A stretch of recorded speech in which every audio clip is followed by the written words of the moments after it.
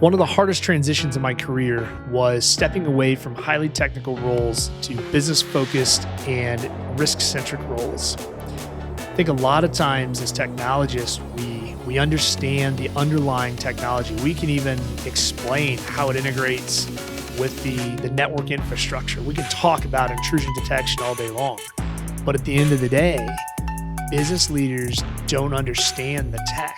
And it's our job as technologists to translate that into business risk. And if we can't do that, if we can't demonstrate that value, it makes it hard to get funding for things like cybersecurity. It makes it hard to get support from senior leadership. And so Naked Risk itself was built to try and provide value to those mid-level professionals who they understand a topic, they know a thing, but they really can't get support from their senior leaders. Naked Risk was built to provide tidbits of information, to provide an outside voice.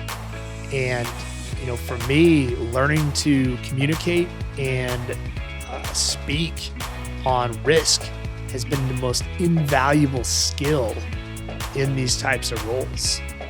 Here are 7 key tips surrounding risk assessments.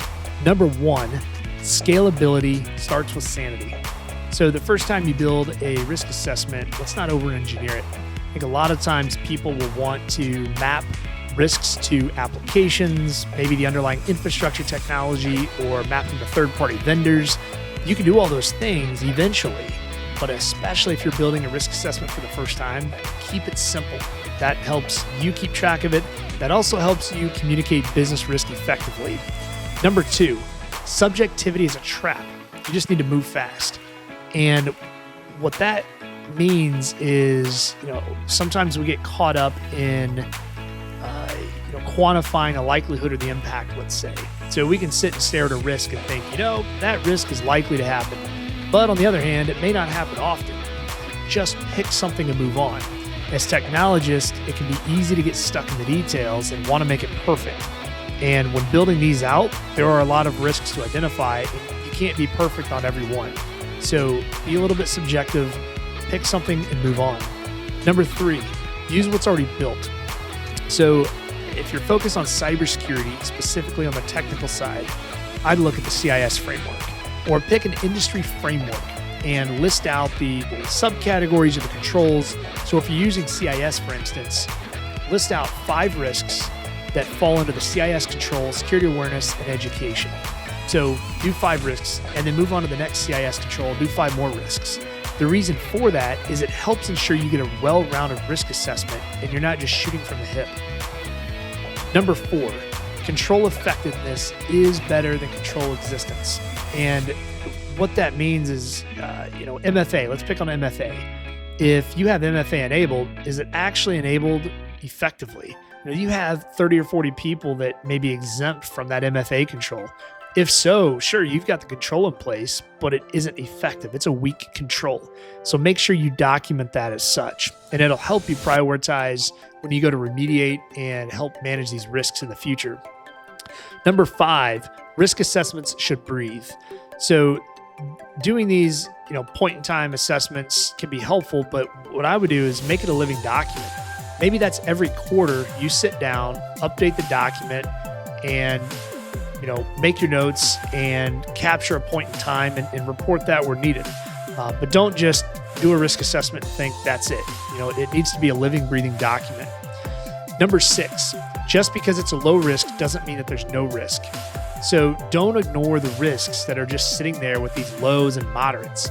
You're going to do a risk assessment. You'll know the top risks and you'll know what really is a big deal to your company. But don't forget the low ones, because sometimes those low risks can lead to material harm for your organization if they're taken advantage of. And then lastly, number 7, insider threats. Whether there's malicious intent, whether that's employee burnout or mistakes, unknowingly being an insider, make sure that you factor those into your risk assessment. It's just important.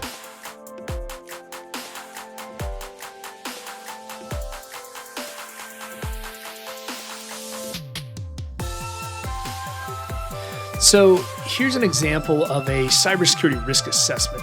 If you look over on the left-hand column, you have risk description. And each of these risks have actually been communicated through the Naked Risk channel in recent weeks. If you take a look at this top one, the risk of a human clicking a phishing link from an email, and we put context around it. So the context is to help remind you as a security leader what it is that risk is all about, but also to communicate with business leaders why that thing is such a big deal. I also suggest to folks that they use the CIS framework or the NIST cybersecurity framework or whatever industry framework you want. But if you're just starting out building a risk assessment and you're using CIS, for example, build 5 risks. So put 5 risks on the sheet associated with each of these controls. And if you do that, that will help you get a well-rounded risk assessment as a starting point. When it comes to risk types, this is a little bit, probably further down the road if you're just starting, but you may want to create risks associated with financial losses or, what are the legal risks associated with cybersecurity controls here. And but for sake of just ease of use, we'll skip that one. And then you have likelihood and impact. And what I think a lot of people get caught up on is we get stuck on, well, I think it's unlikely somebody's going to click because we train them all the time, but then it's likely. You're going to go back and forth. And if you're like me and you're overly detailed sometimes, you overanalyze what these drop downs should look like. So just pick something. Think about it, pick it, and move on. And in this case, we have likelihood is likely, and the impact we have set to high. But if it was low impact, that inherent risk is just going to be moderate. And then over here, actually, let's go back and change that to strong or high. We have a high inherent risk, but because our security training is strong, that's a low residual. And if you're unfamiliar with these terms, residual risk is ultimately, the initial risk, the inherent risk that you have, of a human clicking a link. And then when you apply all the controls, you now produce a residual risk, in this case of low. Or if you ask me, security training annually is not strong at all. So throw a week on there and your residual is still high. But then when you fill this sheet out, and I guess let me scroll over a little bit, you can have several controls listed. But when you fill this sheet out, then you can build fancy charts and figure out that, I've got one high residual risk. Therefore, that's the thing I need to prioritize. I need to increase the effectiveness of these controls to get this risk under control.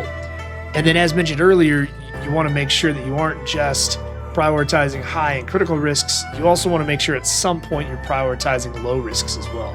But again, this is just a sample to help you get started. I hope the risk assessment insights have been helpful. And as always, this has been Naked Risk, where we strip out the buzzwords, spotlight what matters, and arm leaders with actionable insights.